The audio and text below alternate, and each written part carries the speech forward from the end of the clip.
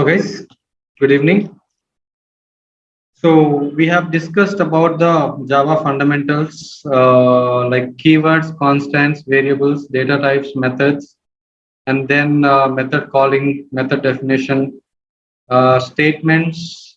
After that, we discussed a bit about operators, expressions, comments, identifiers. Now let us focus on the last fundamentals of Java, which is the flow control. Let's understand this flow control in depth and master flow control. So what is actually a flow and what is a control, right? So let me take a simple example to make you understand. I hope you are able to see my screen. Everybody online? Yes, sir. Okay, good. So what exactly I'm talking about? So there is a pipe, all right?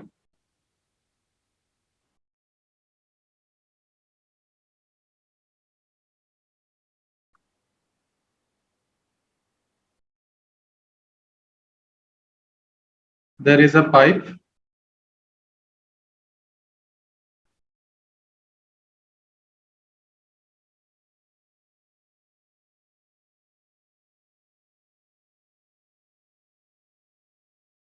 One side water will flow, one side water will flow, and the other side water will be coming out, right?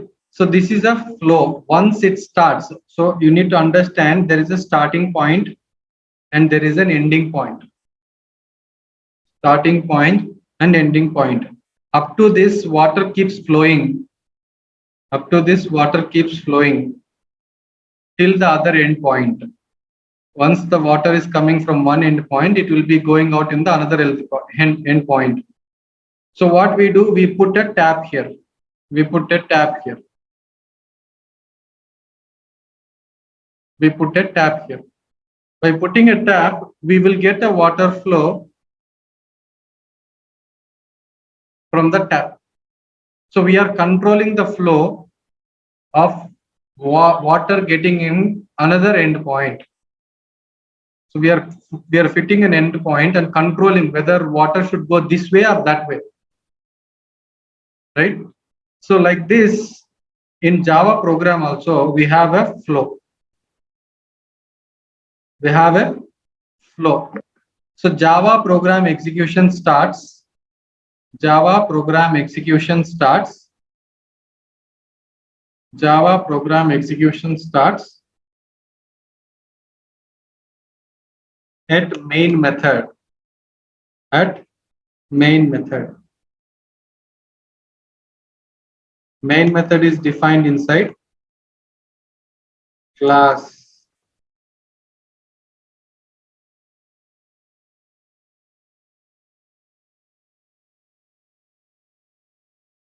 The execution of a Java program starts from main method and ends at main method.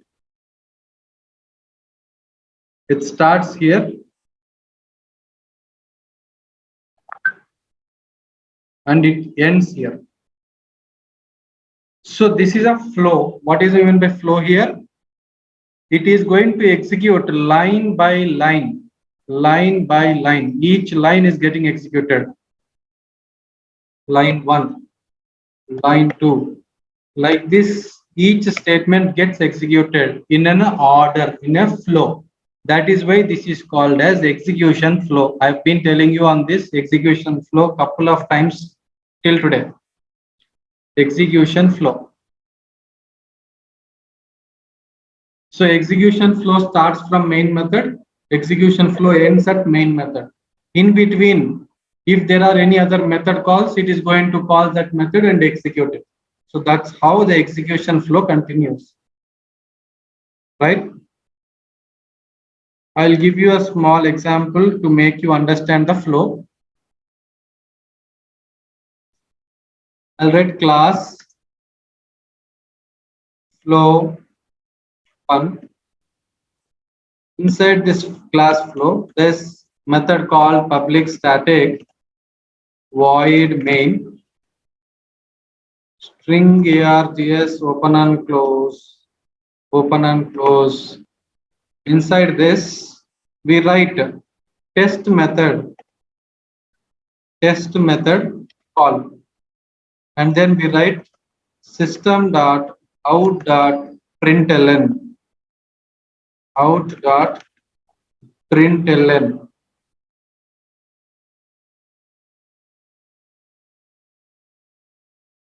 After that, what I do, I will write a public static void test method system dot out dot println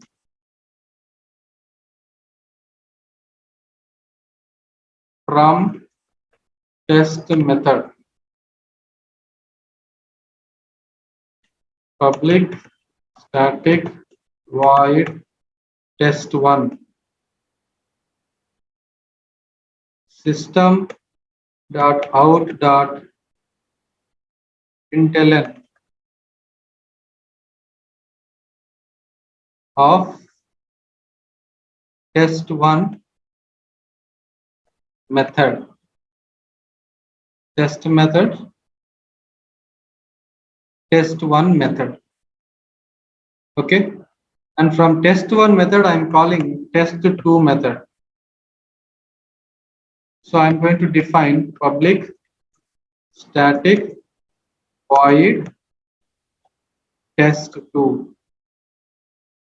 Inside this, I will write system dot out dot println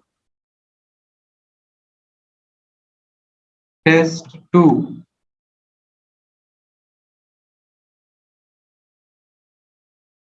This is test1 method, and from test1 method I am calling test2 method.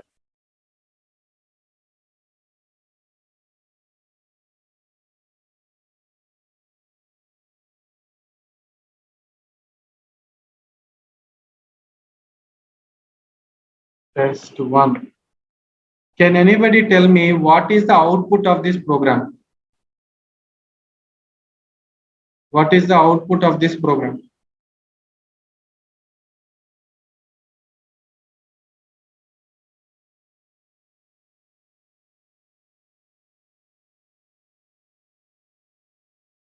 Public static void main string args. This is the main method start. Execution is starting from main method because main method is a callback method. You write the main method, you call the JVM. JVM will be calling your main method in return. So that is why this is called as callback method. So when you start executing the Java program, main method will get called. This main method is executing test method. Line number 5 and line number 6. Which one will execute first? Is it line number 5 or line number 6? Line number 5 is going to execute. After this only it will going to execute main method line number 6. Line number 5 gets executed first, and after that main method line number 6 will get executed. So if in order to complete this test method of line number 5, this method should be complete. Then only it will continue with the main method execution. So this is a method called to test method. Now test method will start executing. Test method is getting executed. In that first line is another method call. So execution will not execute line number 11, and it will start executing from line number 13. So test1 method will get executed. Inside test1 method, first statement is test2. So the test2 method will be calling from test1 method as the first line. So the execution starts here. The output comes from here. So the test2 method will be printed. After that, this execution is completed. Once it is completed, it will go back to the test1 method and it will start executing after this test2 method call. So it's going to execute line number 16. After line number 16, it is going to come back to the test method after 10 is executed and it is completed. Now 11th statement will get executed. 11th line will be executed. After this 11 line execution, it will go back, the control will go back to the main method and it will start executing line number 6. Line number 6. Yes, that is correct, Syed. You are correct. First, it is going to print test2 method. Another one, it is going to print test1 method, not not any other things, test1 method. After test1 method, test method will be created, executed. After the test1 method, main method will be executed. So this is the order of execution. This is the flow of execution. That's why it is called as execution flow. And you want to control this flow. So you need to use special tools or special code to control this flow. Okay. So let me just give a picture how it is going to be.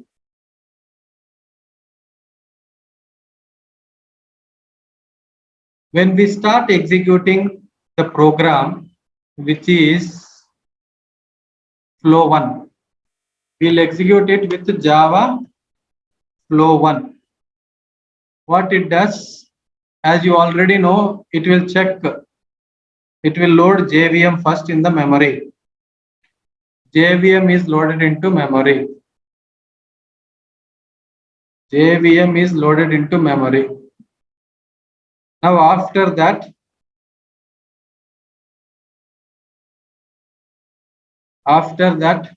it is going to search for the class. Search for what class? Flow1 dot class file. Flow1 dot class file. Search flow1 dot class file. And next, search for main method. Search for main method. Once it is searched, it is going to load into the memory. So it will start loading the main method into memory. Main method is loaded into memory. Main method is running here.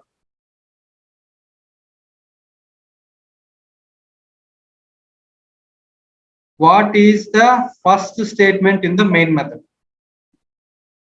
Main method, first line is line number 6. Line number 6. The line number 6 is going to get executed. So this is a test method. What happens? This is a method call. Method calling statement. When you make this kind of a statement, the further commands will not get executed and it will be hold until this line number 5 gets execution completed. Now line number 5 is waiting on test method execution. Okay, so what it does, test method will be called into the memory. It will be loaded, test method. Now in this test method,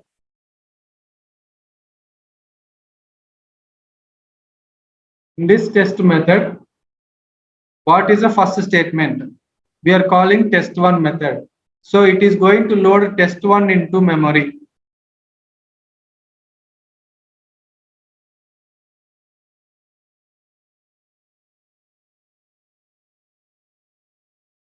So what is the next statement? After the test1, we are calling test2 method. You can see line number 15, test2 method. So test2 method will be loaded into memory.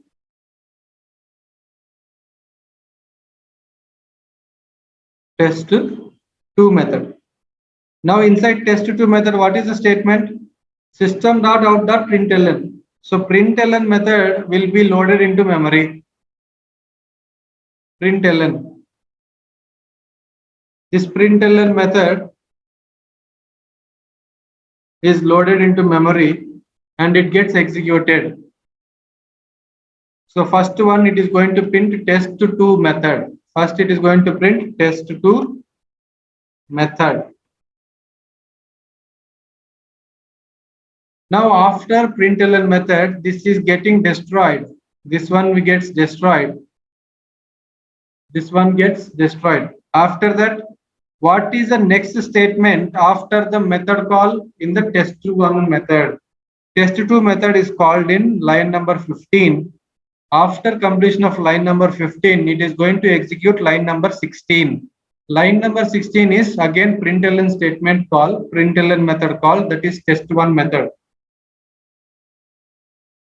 So test2 method completion of execution, after executing the test2 method, it will go back to the test1 method. In the test1 method, it is going to print test1 method as the output because test1 method is added in the next statement after the test2 method call. Once it is completed, this one, after that call will go back to the test method, and inside test method, test1 method is execution is completed. So it is going to execute line number 11 and it is going to print test method. It is going to print test method. It is going to print test method. So once after this test method execution is done, there is no more statements left in the test method and it will go back to the place where test method is called. So it is called from the main method line number 5. This execution is completed. After that, it will execute line number 6. That is main method will be printed onto the screen. Main method will be printed onto the screen.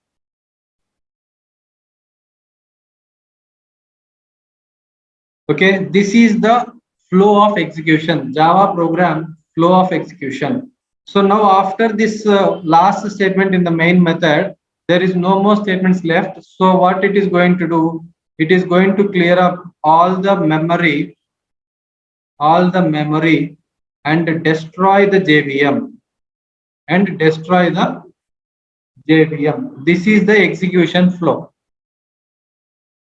So please understand this. When the Java program is trying to execute, it is going to start from the main method and it is going to execute until the end of the main method. If there are no method calls, it will execute only main method. If there are any other method calls, it will first complete that method execution, make that particular method execution complete and come back and continue with the next line. This is the flow of execution in the Java program. So in the main method, let's say if we are doing 100 lines, can it execute line number 13 and then execute line number 10 again? No, it's a series of steps. Each statement has to get executed one by one after this. One by one after this.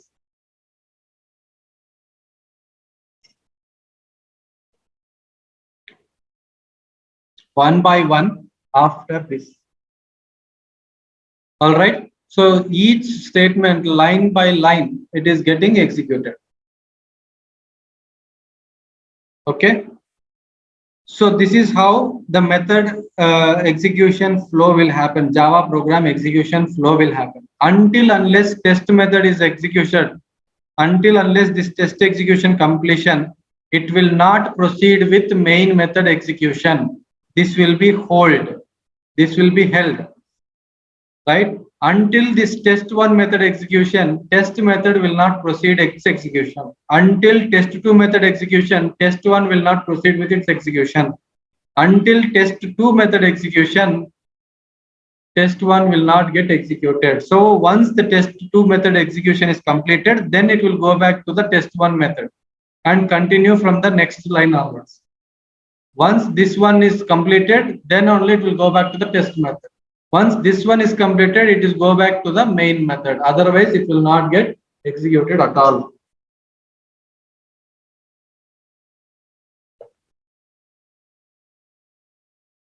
Is this clear? So, in other words, how the execution flow will happen? We execute the command That's user. User executes the command Java class name. Okay, Java class name.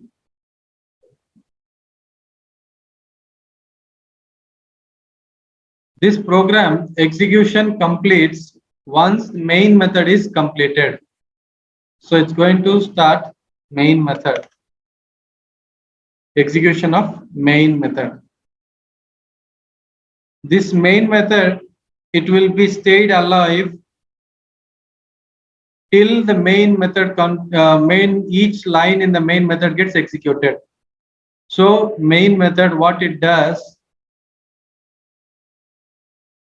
main method execution continues. Main method has to complete test method call. So it's going to call test method. Test method. In order to complete main method, it has to execute the test method. In order to execute test method, it has to complete test1 method execution.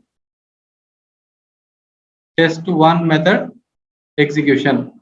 Because first statement itself test1 method. So now here test1 should get executed. Test1 should get executed.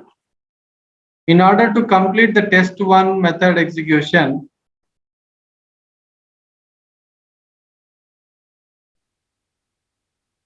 it has to execute test2 method. It has to execute test2 method.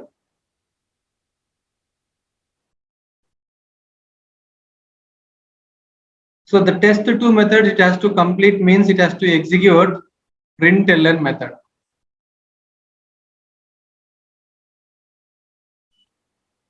Println method. Once println method is executed and it is completed,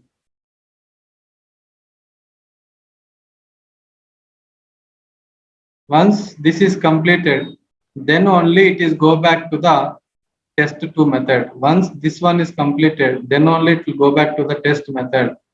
So it will go back to the test2 method. Once it is coming back to the test2 method, if there are no statements, it will go to the test1 method. It will go to the test1 method.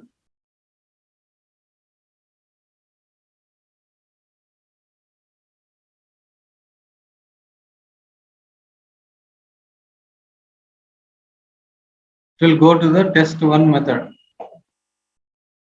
And this one will go back to the test method. This one will go back to the test method.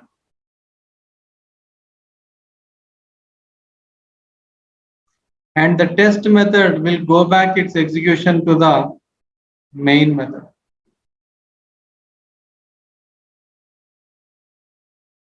It will go back to the main method. Right? So this main, every method is, we are having println method, right? So every method will make a println call and we will come back to the test2 method. After that println call is done, test1 method is completed. After that test method is completed. After that main method. So this is the execution start and this is the execution end. This is the execution end. Java program execution ends here. Java program execution ends here. Until println method is executed, completed successfully, test2 method will not close its execution. Until test2 method execution is complete, test1 will not proceed. Until test1 method is getting executed, test will not be proceeding. Until test method is executed successfully, main method will not proceed further. This is the execution flow of Java program. This is the flow of execution. And in the main method itself, there are number of lines. There are hundreds of lines, hundreds of statements. Each statement gets executed there.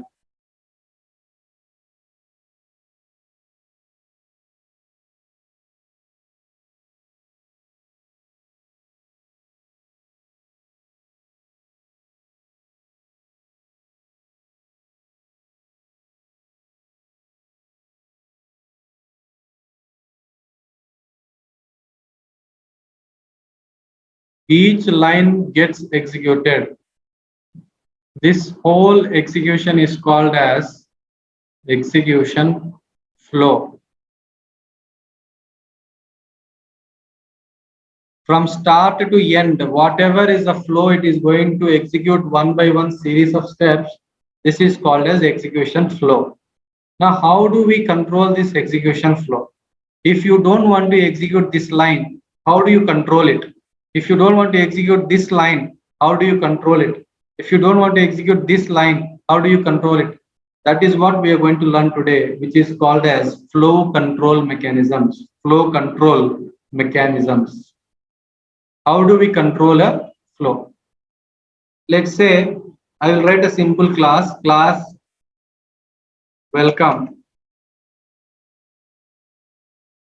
Welcome. So I am writing a public static void main string args open and close, and here we are writing int age age equals to, let's say, some value, some 10.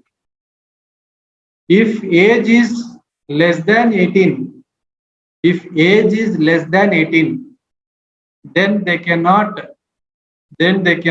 vote. They will not have voter ID card, and they are not eligible for voting.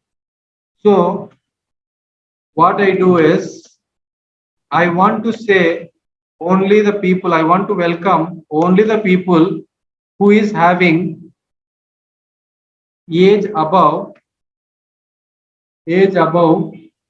minimum age, which is 18. If age is above, then welcome to vote.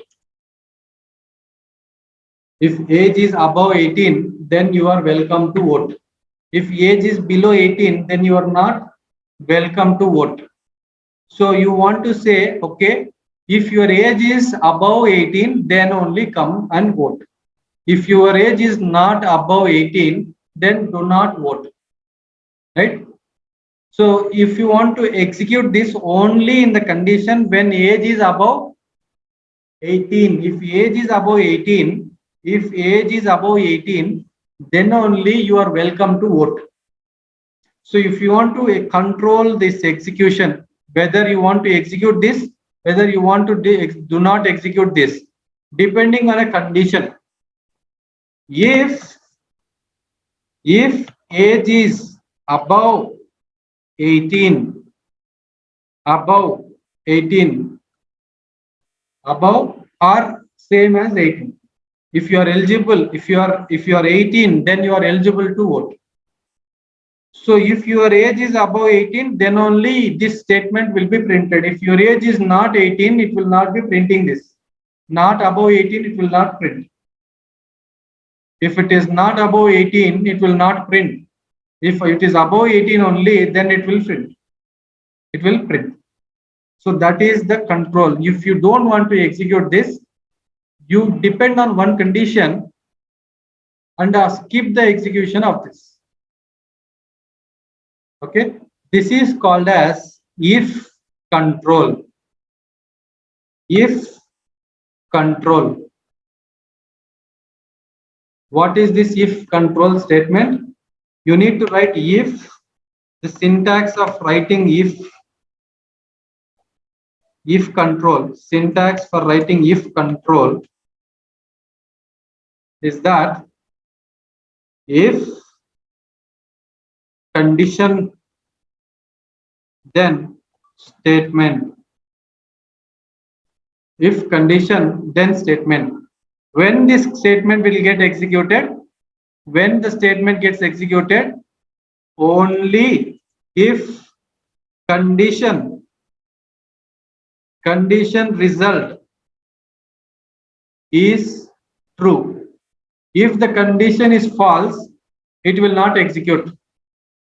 Don't execute if condition result is false. Condition result is false. Do not execute if condition result is false. Execute only if condition is true. Do not execute if condition result is false. There are only two ways. If true, execute. If not true, do not execute.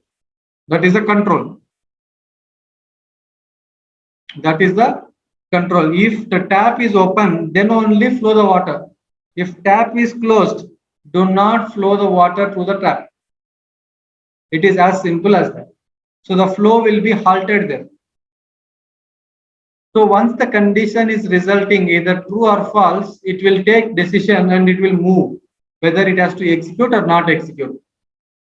This is called as if control. This is called as if control.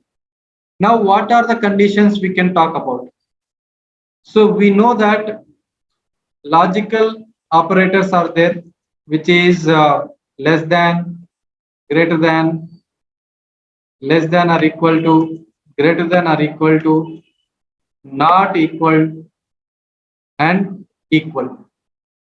If you have this kind of comparisons, if you have this, sorry, this is a relational,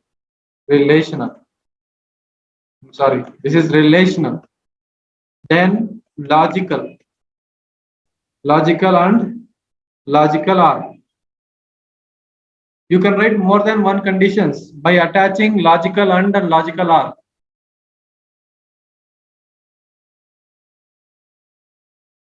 So relational operators less than, greater than, less than or equal to, greater than or equal to, not equal to, equal to. These are the condition checks you can do.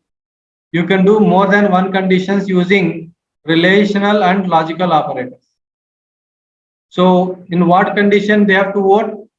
Age is above 18. But if he does not have voter card, he should not vote. He should have voter card in order to vote. So I will write Boolean is, or let's say has voter card, has voter ID. If it is false, I will write another condition and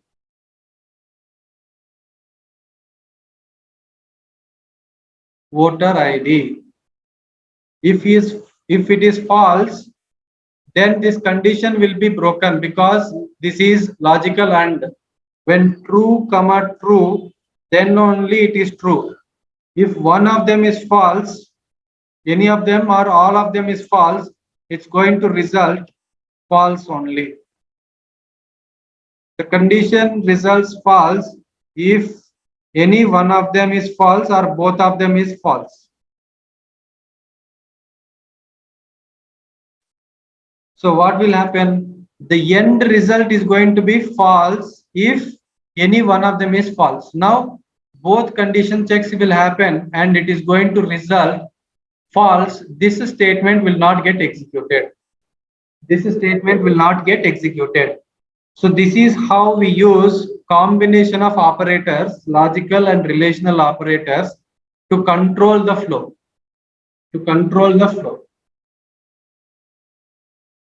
So why I am writing like this? I know Boolean is false.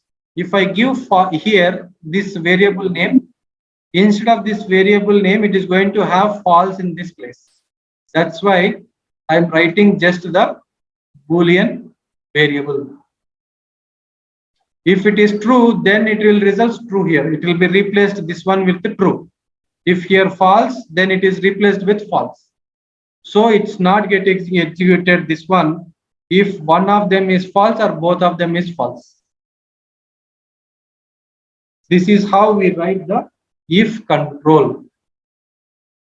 So if control, we have condition. And if you need to mention, inside the round brackets. Inside the round brackets, you have to mention the condition.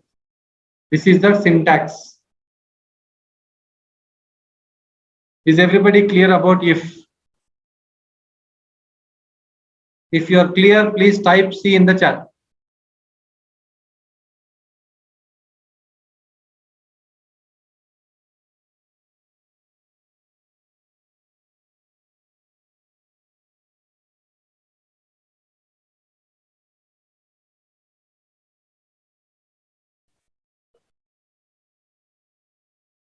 Good.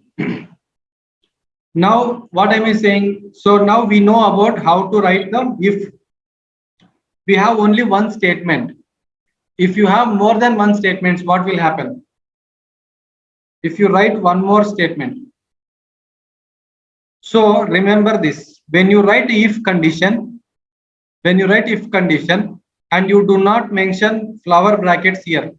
If you don't mention flower brackets after the if condition, it will execute only first statement, immediate first statement after the if condition. Immediate first statement of the condition. Whether to execute this line or not, it will be decided by the outcome of this if condition.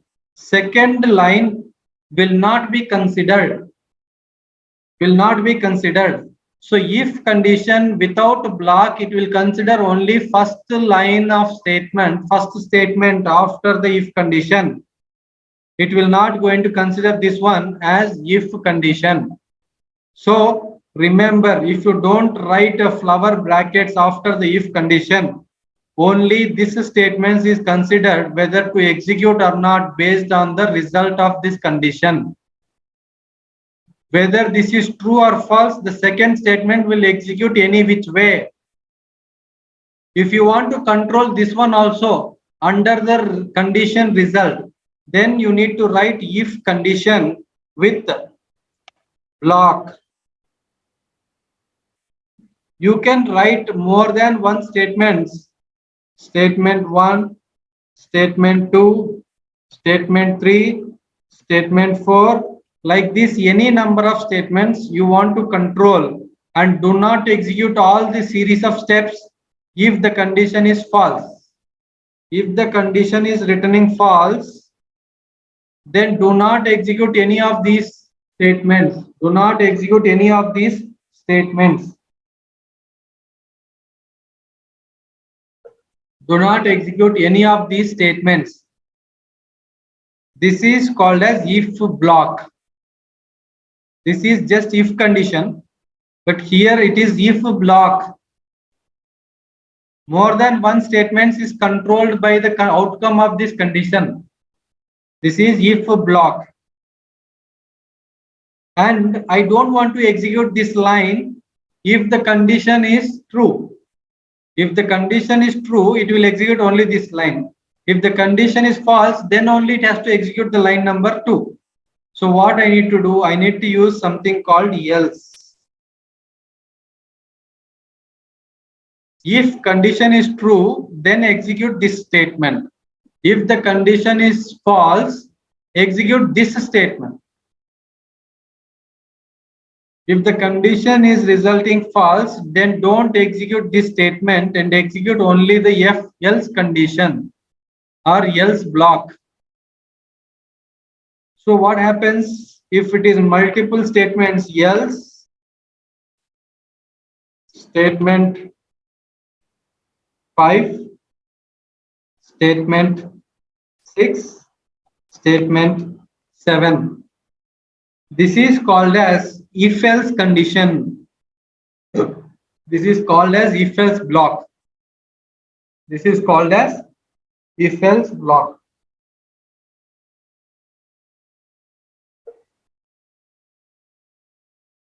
So what did we learn so far?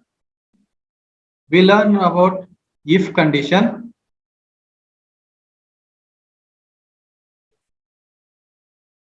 if condition,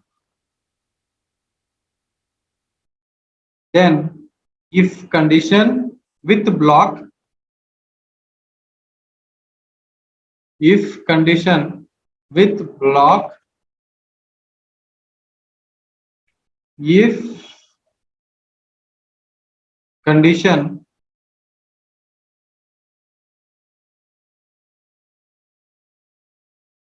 and else statement 1, else statement 2. This is if else. If condition, then block, else, and then block. This is if else block. So these are the 4 if alternatives or if controls. Then we have one more, which is called as nested if. What do you mean by nested if? If inside another if. So when we write this kind of a statement, if condition, and then we write inside block another if condition, then write inside this statement 1, and here statement 2. So this is called as nested if. This is called as nested if. So we are writing only nested if block. We can write one more thing, nested if else. Nested if else. So what does that mean? If inside that we are writing if condition check else. This is nested if else. And there is number of nested if else's. Inside this again you can write if and else.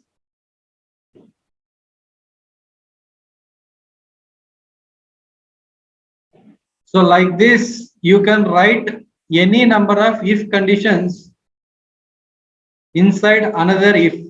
So this is called as nested if else.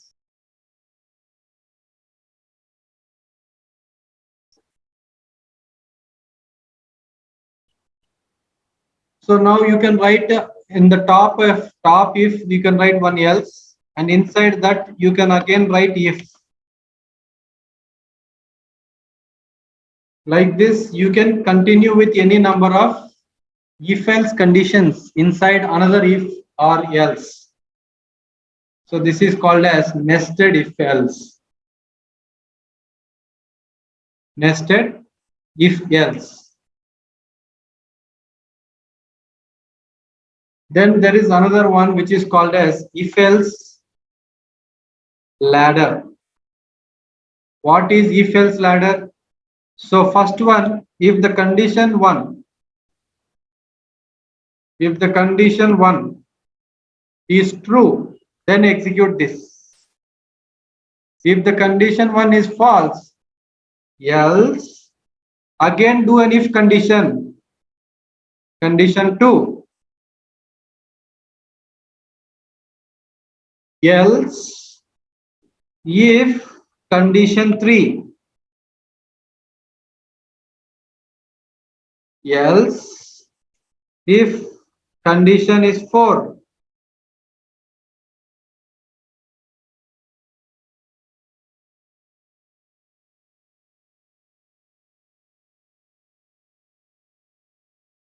So condition 1, condition 2, condition 3, condition 4. So if, else if, and else if. So last one, either you want to write else or leave it without that. So there is no problem if you leave the last one.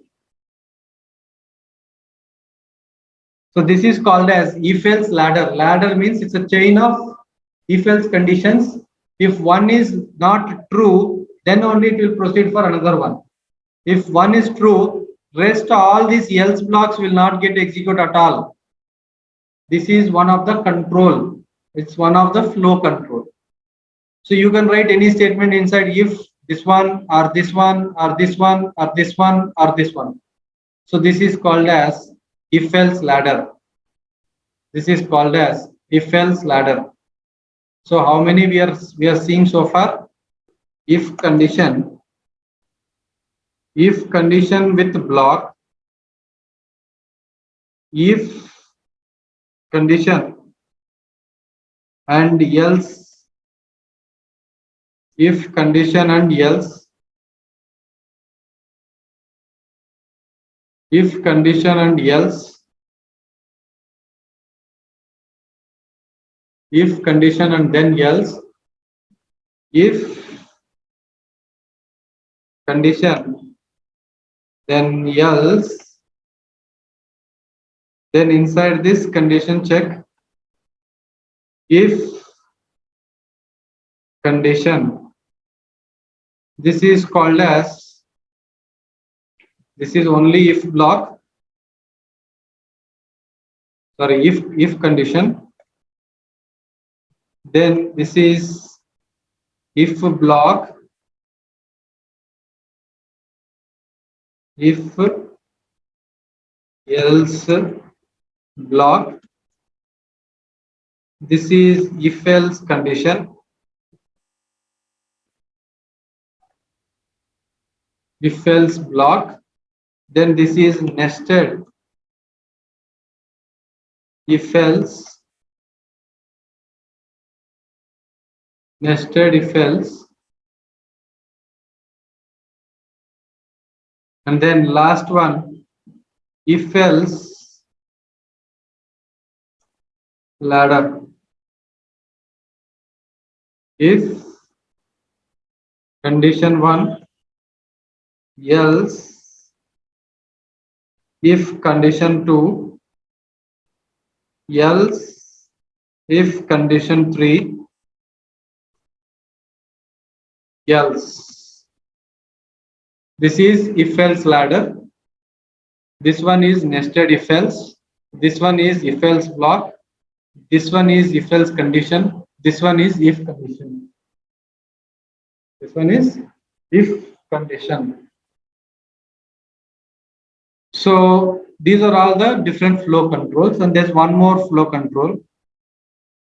It is better than the if else ladder.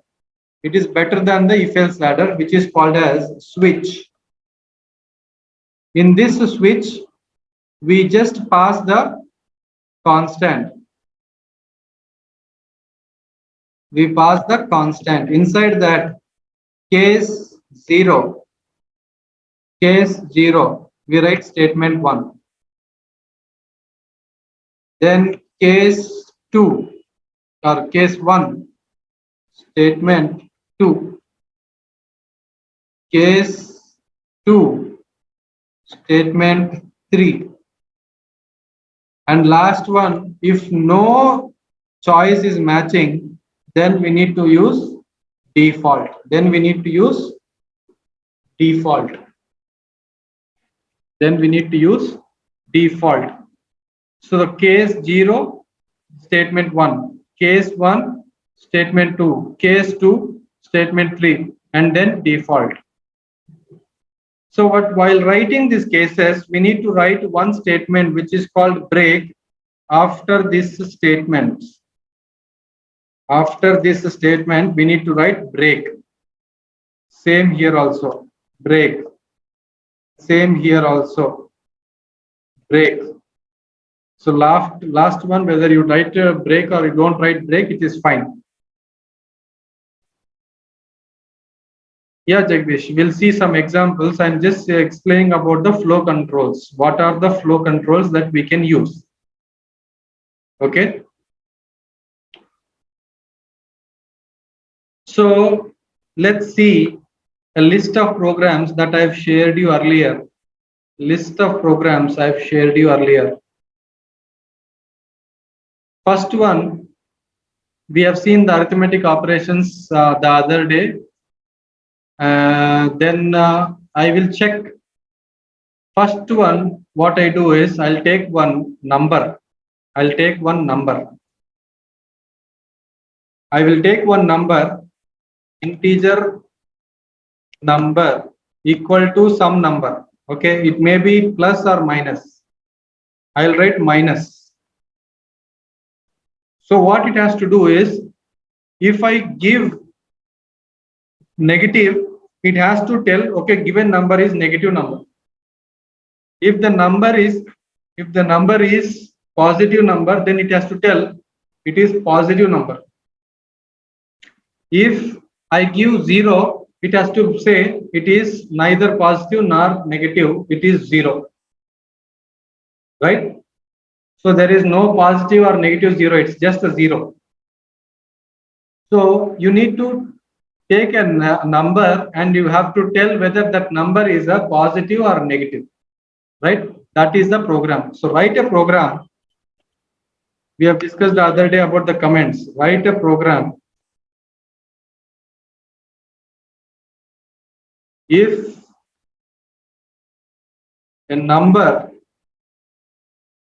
is positive or negative or 0, right?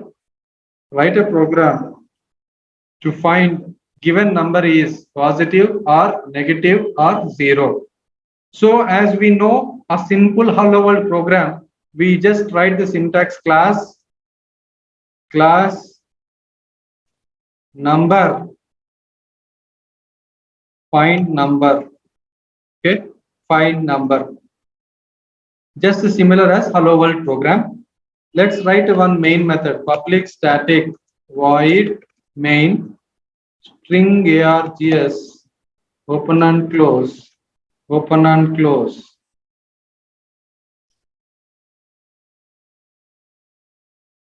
This is a simple hello world program. So the input is going to be one integer. Input is going to be one integer number. So you should know what kind of input we are going to get. So I am taking integer number equal to -5. So if this number is -5, then it has to print it is a negative number. Okay, so system.out.println number number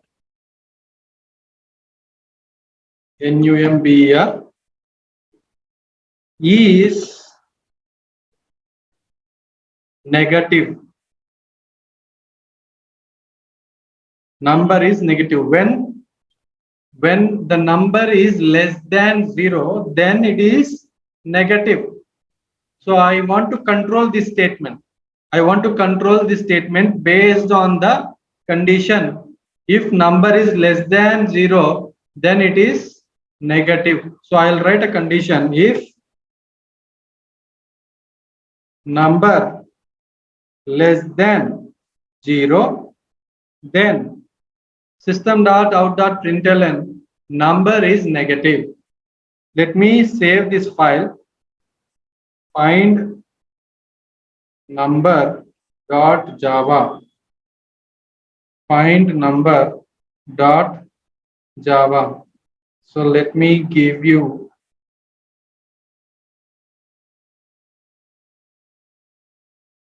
let me compile this file and show you the output. Compile and run. Java C find number. Java find number. So given number is -5, so it should give number is negative. Number 5 is negative. The same number, if I give as positive, what will happen? Will it show the output? No. So that means this statement gets executed only when number is less than 0. When the condition is true, it is going to execute this.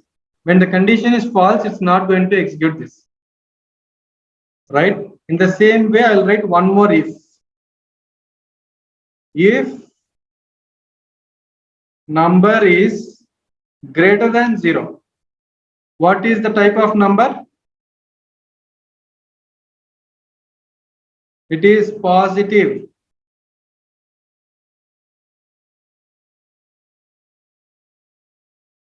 It is positive number. If number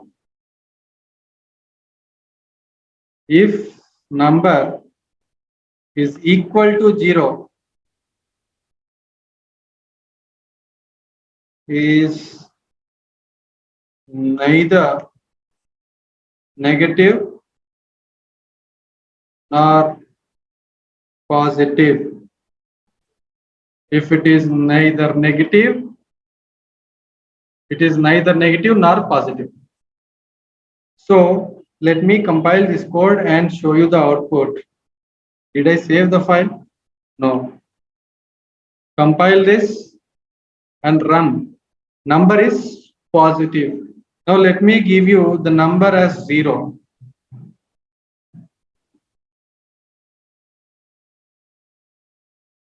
Number is 0. Number 0 is neither negative nor positive. Is this clear? Is clear.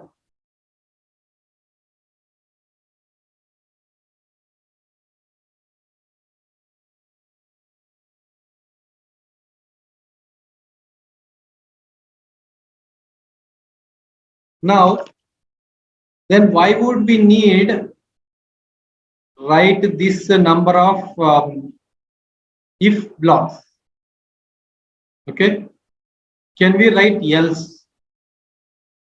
Can we write else? If number is less than 0, I'll print this. Else, I will print positive. So I'll consider 0 is, it's not a not negative number. So what I'll do is I'll remove this statement and I will write if the number is less than 0, then it is negative. Else, I'll write it is positive. Right? So this is the way you can write if else condition. If else condition. So let me recompile the code.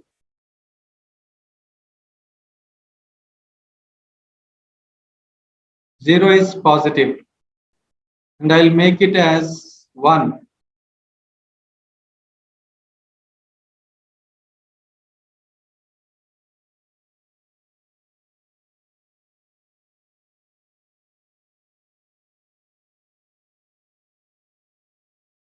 One is positive. If I give -1,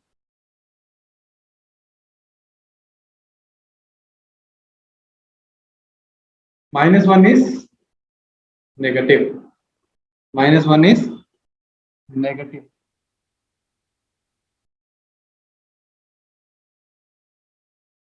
So this is how we can write if else condition. Now here we are writing only if else, plain if else condition. I am not writing block. You can write block also. There's only one statement. Whether you write a block, whether you don't write a block, you will not get the difference. It's going to result as same. Compile this, run. So I'll make it as 100 plus 100. So compile this, run this. Positive. I'll keep it as 0. Then also it is going to compile and run. Say 0 is positive. So this is how we write if else, if else with blocks.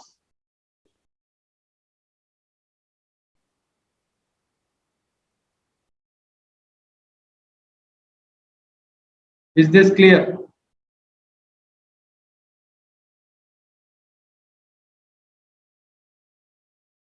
Everybody?